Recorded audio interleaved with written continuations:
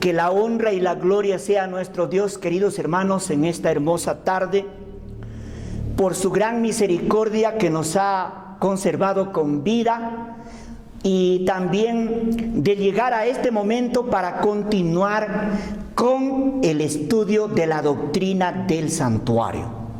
Estamos estudiando la doctrina del santuario de una manera sistemática para comprender la grandeza de la salvación y la obra perfecta de Cristo, nuestro gran sumo sacerdote en el cielo. Hoy hemos llegado a la lección número 13 de este valioso estudio, de este valioso seminario que semana a semana venimos estudiando. Estamos estudiando vislumbres del Evangelio en el servicio del sacerdocio levítico. Vislumbres del Evangelio en el servicio del sacerdocio levítico. La lección número 13. Vemos que los sacerdotes eran pues intermediarios de Dios y el hombre. La inspiración confirma lo que estoy diciendo. Todos los que servían en relación con el santuario eran educados constantemente acerca de la intervención de Cristo a favor de la raza humana. ¡Qué bonito! Que todos los sacerdotes que fueron instituidos por el mismo Dios que le encomendó a Moisés, todos los que servían en relación, administraban el santuario, pues en los que armaban, desarmaban, pero más se refiere a los sacerdotes, a los que tenían los encargados de dirigir el culto, la adoración a Jehová. Todos los que servían en relación al santuario eran educados constantemente acerca de la venida, la intervención de Cristo a favor de la raza humana. Tanto su obra en la tierra como también la obra que Él desarrollaría en el cielo. ¡Qué interesante! Las ofrendas de sacrificios habían de ser una lección objetiva del amor de Dios revelado en Cristo. O sea, en cada sacrificio, en cada ofrenda, ellos veían por la fe al Mesías, dando su vida a favor de la raza humana. En la víctima doliente, moribunda, que tomó sobre sí el pecado del cual era culpable el hombre. Por eso es que ellos sabían que no podrían ir allí al altar solamente con sus manos. El que menos recursos tenía, el más pobre, podría traer una tórtola, la vecilla más pequeñita que existe hasta el día de hoy. Desde un toro hasta una vecilla se requería como ofrenda por el pecado, como sacrificio por causa del pecado cometido. Y los sacerdotes los educaban a ellos, les hacían comprender el Evangelio, primero su pecado que han cometido, y el Evangelio, la buena nueva de la salvación, el perdón de los pecados, pero mediante la muerte de la víctima, que era símbolo de la muerte del Hijo de Dios, el Mesías esperado. Los sacerdotes eran intermediarios, tenían una gran responsabilidad, eran los mediadores entre Dios y el hombre. Al principio de la historia de pecado, después del pecado, fueron los patriarcas, los jefes de familia, eran los intermediarios ellos. Tales los patriarcas, por ejemplo, como Adán, Enoc, Matusalén, Noé, Job, Abraham, etcétera, etcétera. Los patriarcas, jefes de familia eran los intermediarios, los que presentaban los sacrificios a Jehová y mostraban el evangelio de salvación a sus hijos, a sus descendientes. Después pues estos patriarcas eran sacerdotes de familia. Ellos presentaban diariamente los sacrificios y su familia aprendía el mensaje del cielo por la voz y por el símbolo que ellos presentaban sobre el altar. Hay un párrafo del Espíritu de Profecía en el libro Patriarcas y Profetas, dice así: en la puerta del paraíso, custodiada por querubines, se revelaba la gloria divina. Allí iban Adán y sus hijos a adorar a Dios. O sea, Adán les daba a conocer el evangelio a sus hijos. Allí renovaban sus votos de obediencia a aquella ley cuya transgresión los había arrojado del huerto del Edén. Entonces fue así que los patriarcas, como jefes de las familias, eran los intermediarios, las personas, los maestros que predicaban y enseñaban el evangelio a su familia. Bueno, sabemos que por causa del pecado el hombre en su condición caída siempre ha necesitado de mediadores consagrados que nos ayuden a entender el evangelio de la salvación, para recibir el perdón gratuito continuamente que Dios ha prometido. Desde los mismos inicios de la vida de pecado, el Señor prometió el perdón gratuito, concedido gratuitamente al pecador, y eso se vio en la muerte de la primera víctima. Porque Adán no murió, murió un cordero. Adán fue perdonado. Y por lo tanto, de allí en adelante, continuamente se abrió esa promesa divina para nosotros. Sabemos que el pecado es un principio maligno. Y como intruso es como un virus que se ha arraigado en la mente. Es un virus como un virus destructor en nuestra mente, con todo su poder de maldad. O sea, el poder del pecado ha invalidado, ha enceguecido la mente del ser humano.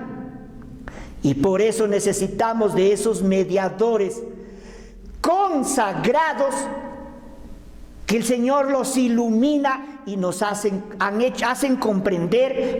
comprender a la humanidad el evangelio de la salvación. En la carta a los Romanos, capítulo 7 y el versículo 15, 17 y 18, voy a dar lectura para poder confirmar lo que estoy diciendo. Porque lo que hago no lo entiendo, escribió el apóstol Pablo. Pues no hago lo que quiero, sino lo que aborrezco, esto hago. De manera que ya no soy yo quien hace aquello, sino el pecado que mora en mí. Está hablando del pecado como principio maligno, como naturaleza maligna. El pecado como intruso, como metido, que está arraigado en la mente. Cuando no somos salvos está con todo su poder. Cuando somos salvos está como un león sin muelas y sin garras que no te puede dominar. Y yo sé que en mí, dijo Pablo, esto es en mi carne, no mora el bien. Porque el querer el bien está en mí, pero no el hacerlo. O sea, cuando el pecado está con toda su fuerza, el ser humano no puede hacer el bien. O sea, por eso el ser humano necesita salvación. Su primera necesidad del ser humano en cuanto nace es la salvación. Y por eso necesitamos de esos mediadores que ya conocen el mensaje de salvación del evangelio, que nos hagan conocer de dónde viene la fuente de la sabiduría y de la salvación. ¿De dónde viene el poder? Es necesario que esos mediadores nos hagan comprender. Para eso eran los sacerdotes. Lo que dije en este momento está en conflicto de los siglos 547. El pecado es un principio en pugna contra la ley de amor. El pecado dice que es un intruso, es una naturaleza maligna en nuestra mente y produce manifestaciones externas pecaminosas, prácticas pecaminosas y malas a la vista de Dios. Por eso necesitamos nosotros salvación. Conflicto de los siglos 547. Cuando los israelitas, después de 2500 años de historia de pecado, ya existía el pueblo de Israel. Cuando ellos abandonaron, salieron de Egipto bajo el poder de Dios, bajo la dirección del profeta Moisés, abandonaron la esclavitud de Egipto, viajando ya por el desierto rumbo a la tierra de Canaán, la tierra prometida. Dios eligió a los descendientes de Aarón para servir como sacerdotes de la nación de Israel. Los sacerdotes eran los intermediarios entre Dios y el hombre. Según Éxodo 28:1 dice: harás llegar delante de ti a Aarón tu hermano y a sus hijos consigo, de entre los hijos de Israel, para que sean mis sacerdotes, dijo Jehová. Entonces Dios los llamó, los eligió a los descendientes de Aarón para que sean sacerdotes, los intermediarios entre Dios y la nación de Israel. Vamos a ver la importancia del ministerio sacerdotal levítico. Los sacerdotes. El ministerio del sacerdocio fue una mediación por la incapacidad del pueblo de Israel a causa del pecado para enfrentarse y relacionarse con Dios individual y colectivamente. Entonces, el ministerio sacerdotal fue una mediación entre Dios y el hombre por la incapacidad del hombre, del pueblo, de comunicarse directamente con Dios. Los sacerdotes eran los líderes espirituales a tiempo completo, igual que un ministro, un pastor, un obrero bíblico ahora. Siervos de Dios, líderes espirituales a tiempo completo. Además eran los supervisores de las ofrendas. O sea, ellos recibían las ofrendas que tendrían que ser presentadas en sacrificio, los que tendrían que ser degollados, sacrificados, los que tendrían que ser muertos derramando su sangre para limpiar simbólicamente el pecado. Eran los sacerdotes los que supervisaban los sacrificios, las ofrendas que el pecador traía al altar del holocausto. De igual modo, los pastores, como líderes espirituales, también somos supervisores. ¿En qué creen las almas? Nosotros somos los encargados de poder mostrarles la ofrenda perfecta, la justicia perfecta del Hijo de Dios. Porque el animal que traían los pecadores al altar tendría que ser un animal sin defecto para que sea el sustituto por causa de su pecado. De igual modo nosotros tenemos que presentar al verdadero sustituto, la justicia perfecta del Hijo de Dios. Según Éxodo 12:5 dice: el animal será sin defecto, macho de 1 año, lo tomaréis de las ovejas o de las cabras. Ve, el animal, los sacerdotes lo supervisaban, analizaban a la ofrenda y al sacrificio, que tendría que ser sin defecto. Por eso nosotros los ministros tenemos que presentar a ese Cordero, Jesús Cristo, un Cordero sin mancha y sin contaminación. Por eso tenemos que darles a conocer al pueblo la justicia perfecta de Cristo. Nosotros no podemos presentar para la salvación de la humanidad a una ofrenda coja, a una ofrenda con defecto. Yo quiero que me entiendan, queridos hermanos, que yo no les puedo presentar desde el púlpito a un cordero con defecto. Tengo que presentar a un cordero sin mancha y sin contaminación. Tengo que presentarlo a Cristo como el segundo Adán. Tengo que presentarlo a Él en acorde, la vida de Cristo en acorde con la ley de Dios a plenitud. Yo no puedo presentar a Cristo con una naturaleza baja, con una naturaleza depravada. Tengo que presentar al Cordero de Dios que quite el pecado del mundo.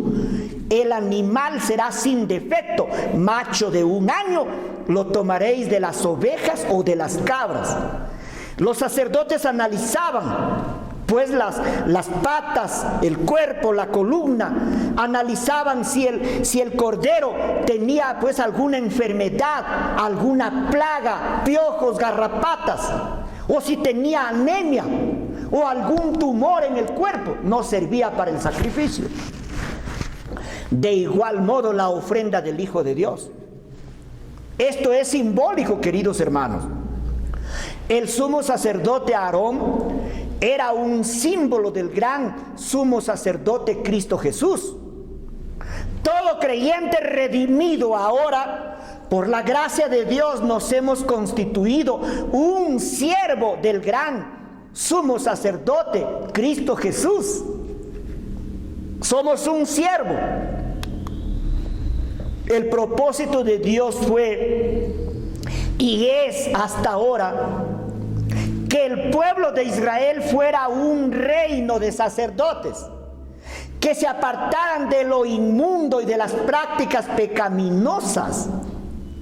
Según Éxodo 19:9 dice: y vosotros me seréis un reino de sacerdotes y gente santa. Estas son las palabras que dirás a los hijos de Israel. Entonces vino Moisés y llamó a los ancianos del pueblo y expuso en presencia de ellos todas estas palabras que Jehová le había mandado. Bien, pues la Biblia comenta que desde la caída de nuestros primeros padres, todos los seres humanos tenemos una naturaleza depravada que se llama pecaminosa.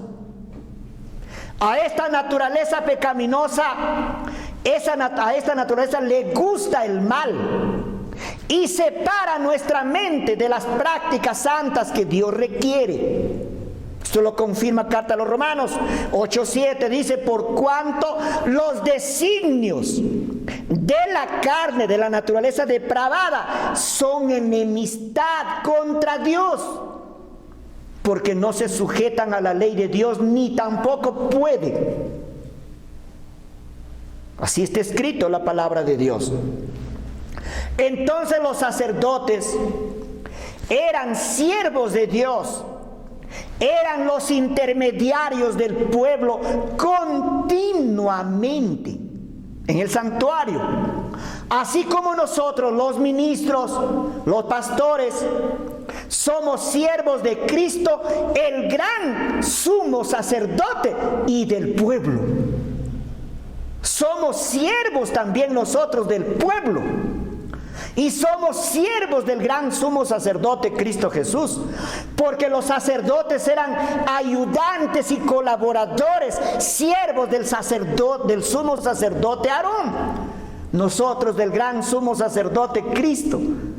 Y somos siervos también del pueblo, porque estamos a su servicio, para llevar un ministerio de rodillas, para llevar el ministerio de la palabra, para llevar también el ministerio de lágrimas a favor del pueblo, intercediendo ante Dios.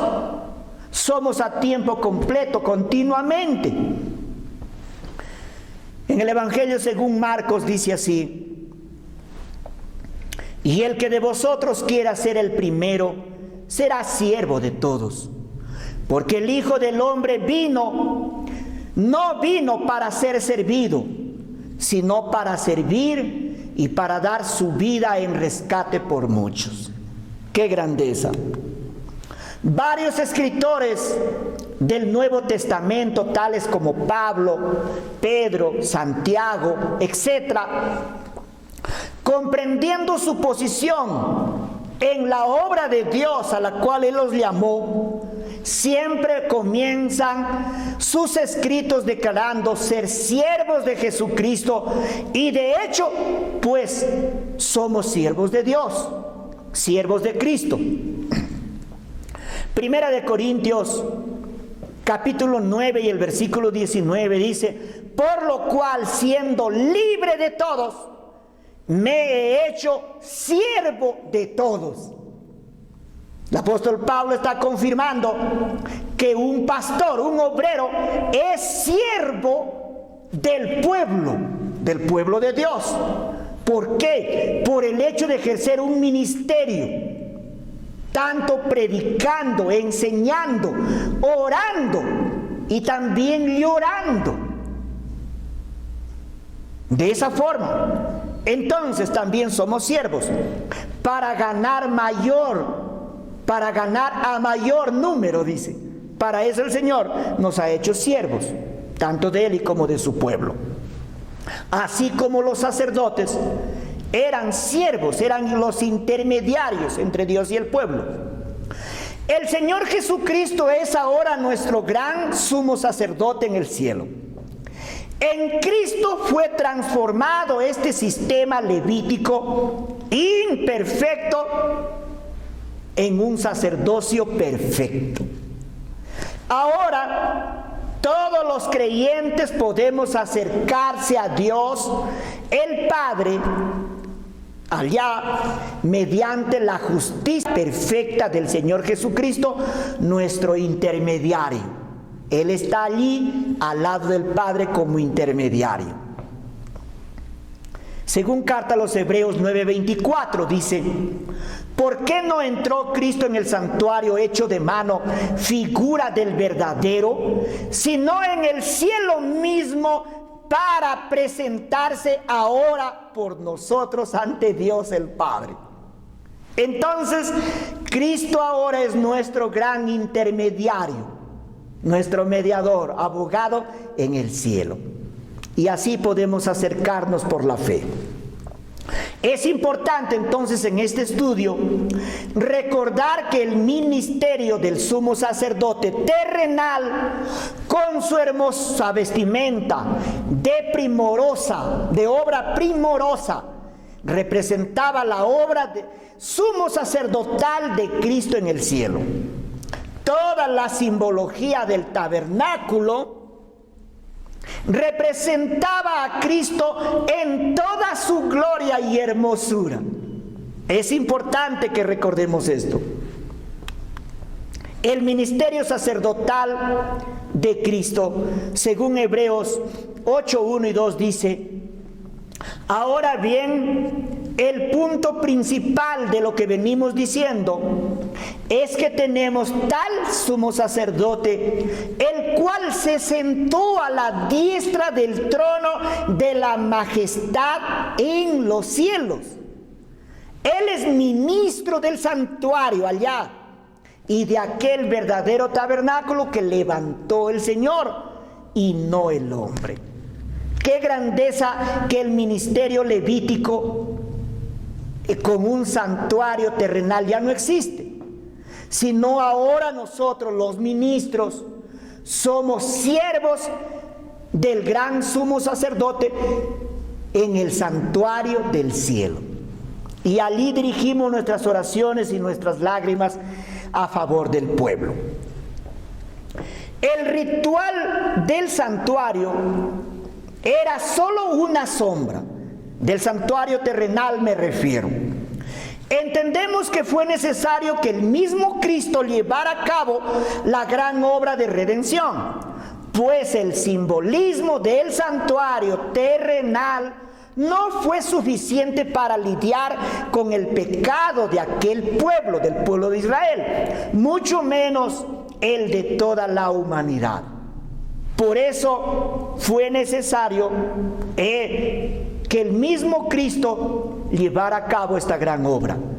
Según Hebreos 8, 5 y 6 dice: los cuales sirven a lo que es figura y sombra de las cosas celestiales, como se le advirtió a Moisés cuando iba a construir el santuario, diciéndole: mira, haz todas las cosas conforme al modelo que se te ha sido mostrado en el monte. Pero ahora tanto mejor ministerio es el suyo, o sea, Cristo. Cristo es mediador de un mejor pacto, establecido sobre mejores promesas.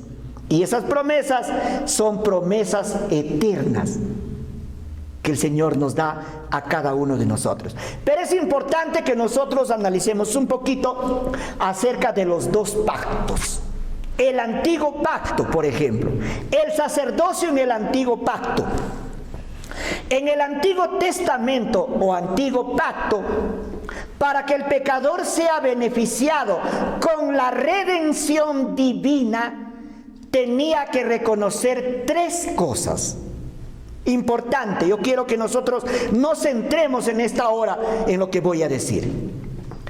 Entonces el pecador, para que sea beneficiado con la salvación, la redención divina, tenía que reconocer tres puntos, tres cosas.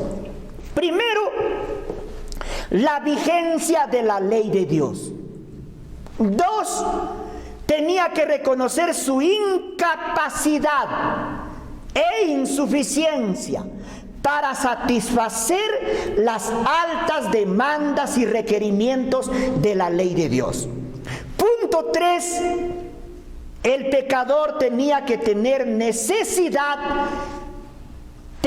necesidad de un sustituto. Y lo demostraba ¿cómo? Lo demostraba llevando su víctima sustitutiva al atrio del santuario para que él sea justificado y sea regenerado. Tres puntos importantes.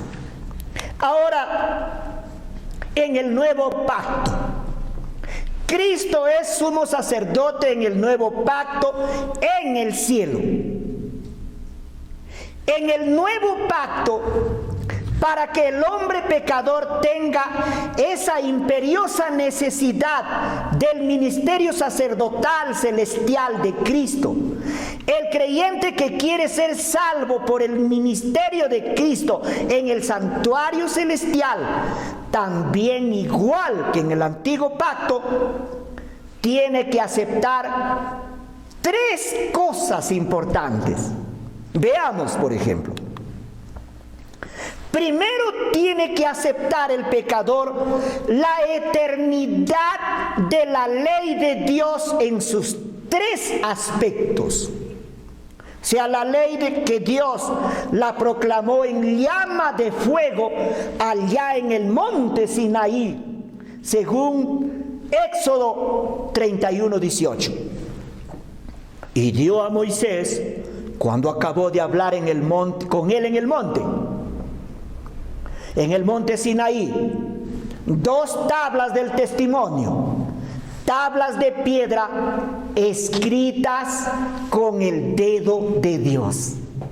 ¿Ve? Entonces, primero, aceptar la eternidad de la ley de Dios en sus 3 aspectos. El pecador, ahora en el nuevo pacto. O sea, quiere decir que tenemos que reconocer que esta ley en tablas de piedra solo era una copia de la ley original que está en el cielo. Porque en el libro de Apocalipsis 11:19 dice: y el templo de Dios fue abierto en el cielo, y el arca de su pacto se veía en el templo. Y hubo relámpagos, voces, truenos y un terremoto y grande granizo. O sea, en visión, el apóstol Juan contempló el arca del pacto que contenía la ley de Dios. ¿Lo contempló dónde? En el cielo. O sea, cuando nosotros hablamos de aceptar la eternidad de la ley de Dios en sus 3 aspectos, tenemos que entender y reconocer que esa ley que fue escrita en tablas de piedra solo era una copia del original que está en el cielo. Punto número 2. También el creyente tenemos que reconocer nuestra total insuficiencia de llenar la medida que la ley de Dios requiere para ser justificado y regenerado. Tenemos que reconocer que nuestra deuda es impagable mediante nuestro esfuerzo humano, porque el salario del pecado es la muerte segunda, según la palabra de Dios. Apocalipsis 21:8 dice: pero los cobardes e incrédulos, los abominables y homicidas, y todos los fornicarios, hechiceros, los idólatras, todos los mentirosos, tendrán su parte en el lago que arde con fuego y azufre, que es la muerte segunda. Interesante. Punto número 3. Entonces, humillado al polvo de la tierra, el creyente, el pecador, acepta su necesidad de la obra sustitutiva del sacerdocio de Cristo en el cielo. Y aquí hay varios puntos en el punto 3. Punto A. El creyente acepta la obra sustitutiva de Cristo, que Él satisfizo las más altas demandas de la ley de Dios en esta tierra. Por carta a los Hebreos 7:26 dice: porque tal sumo sacerdote nos convenía. Era santo, inocente, sin mancha, apartado de los pecadores y hecho más sublime que los cielos, porque Él nunca pecó. Nunca pecó en esta tierra, ni en el menor desvío. Obedeció perfectamente y satisfizo las altas demandas de la ley. Punto B. Aceptamos entonces que la obra perfecta de Cristo como nuestro garante es capaz de pagar nuestra deuda. Según la carta a los Gálatas capítulo 3 versículo 13, dice: Cristo nos redimió de la maldición de la ley, hecho por nosotros maldición. ¡Qué grandeza! Y carta a los Romanos 6:23 dice: porque la paga del pecado es muerte, mas la dádiva de Dios es vida eterna en Cristo Jesús, Señor nuestro. Y carta a los Romanos 1:32 dice: los que practican tales cosas son dignos de muerte. Por eso es fundamental aceptar que la obra sustitutiva que Cristo desarrolló como nuestro garante en esta tierra es capaz de pagar nuestra deuda en el cielo.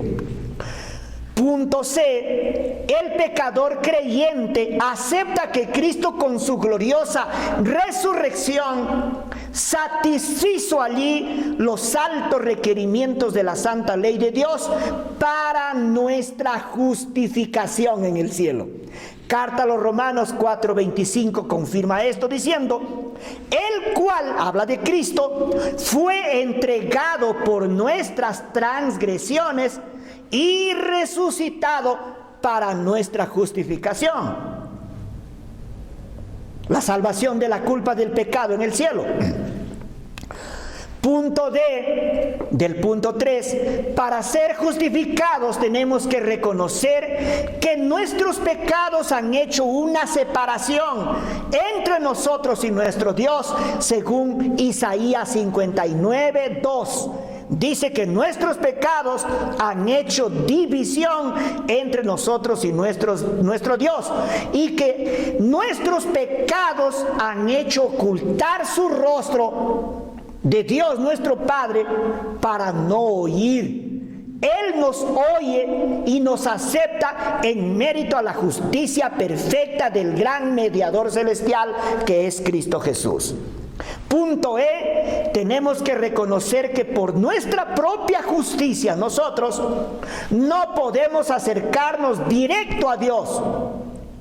Es así que el pobre, desvalido, pecador, tenemos la necesidad de un mediador en el cielo para recibir la gracia del perdón y la justificación.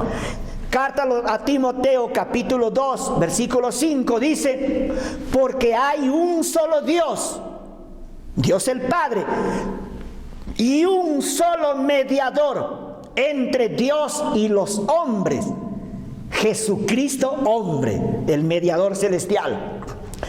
Carta a los Hebreos 12:24 dice: a Jesús mediador del nuevo pacto, y a la sangre rociada que habla mejor que la sangre de Abel. Hebreos 8:6 dice: porque ahora tanto mejor ministerio es el suyo, es el de Cristo, por cuanto es mediador de un mejor pacto, el nuevo pacto, establecido sobre mejores promesas. Y esas promesas es la justicia perfecta de Cristo, su vida y su muerte, porque somos salvos por su vida y su muerte. Punto F, cuando el pecador reconoce la obra perfecta del gran mediador celestial, nos dirigimos a donde Él ministra, donde ministra el mediador celestial. Ese lugar es el santuario del cielo. Allí recibimos la salvación de la culpa del pecado y de la condenación de la ley.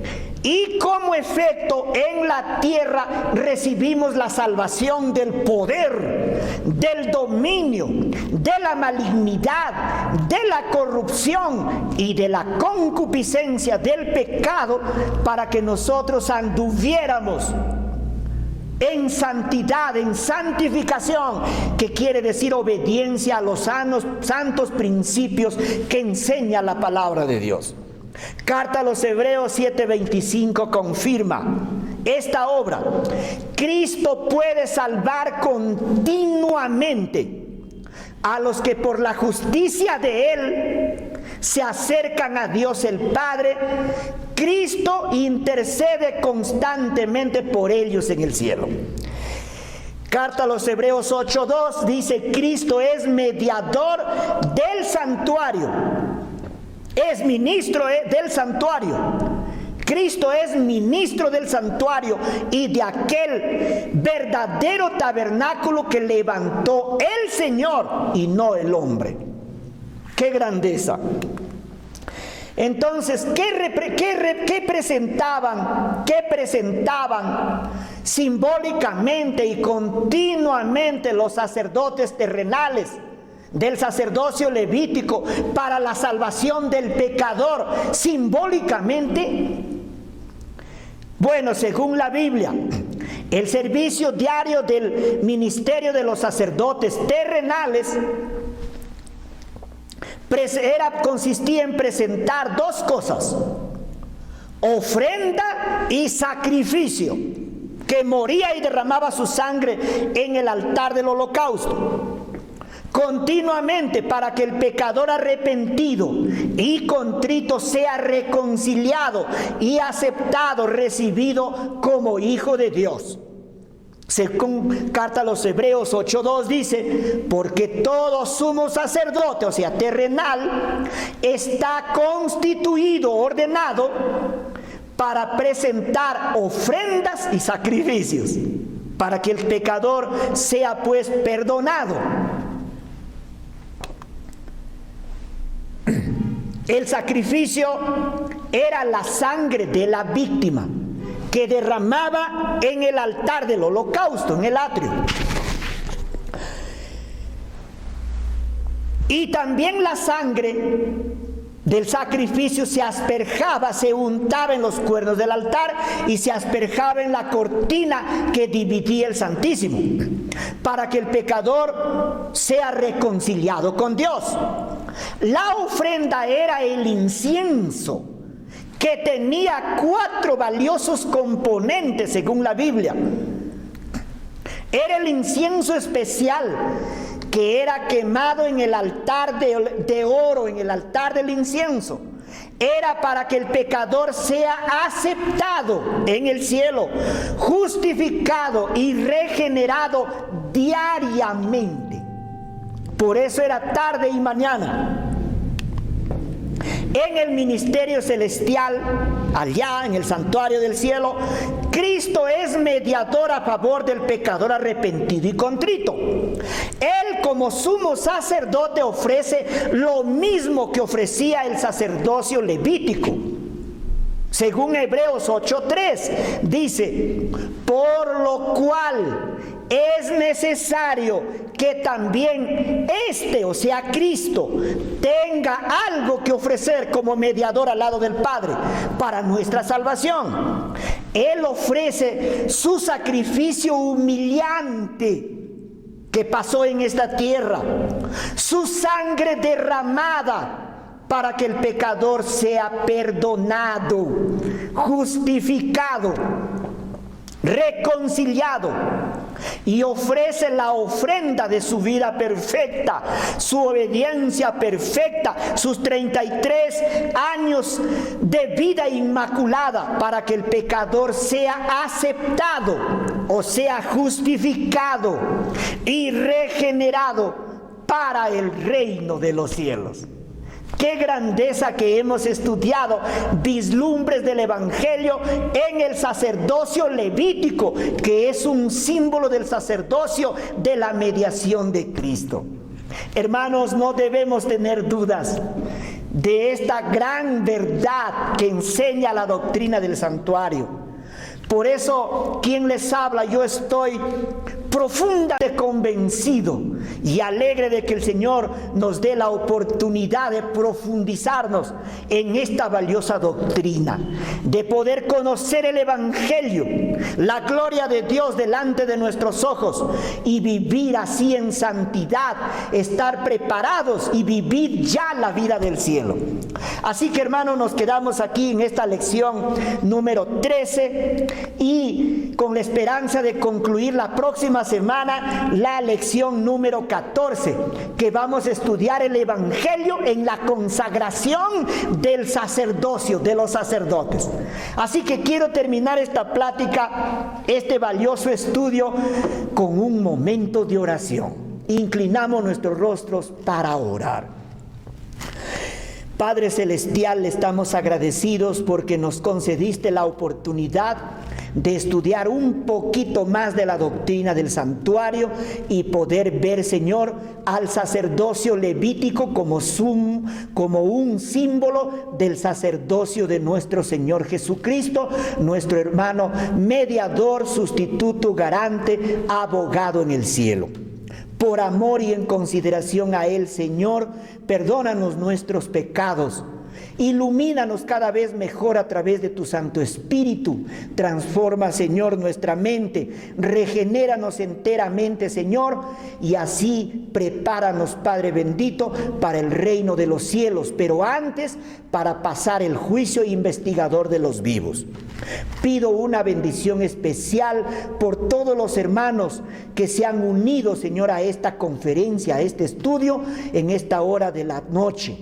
Y que tu Santo Espíritu haga la obra en sus vidas y en sus corazones, y que también ellos puedan llegar a ser las personas que tú quieres que nosotros seamos. Encomendamos nuestra vida en tus manos, Señor, que nos guardes en esta noche de todo mal y de todo peligro, porque creemos y confiamos en la gracia salvadora y la mediación de nuestro único Salvador, Cristo Jesús. Amén.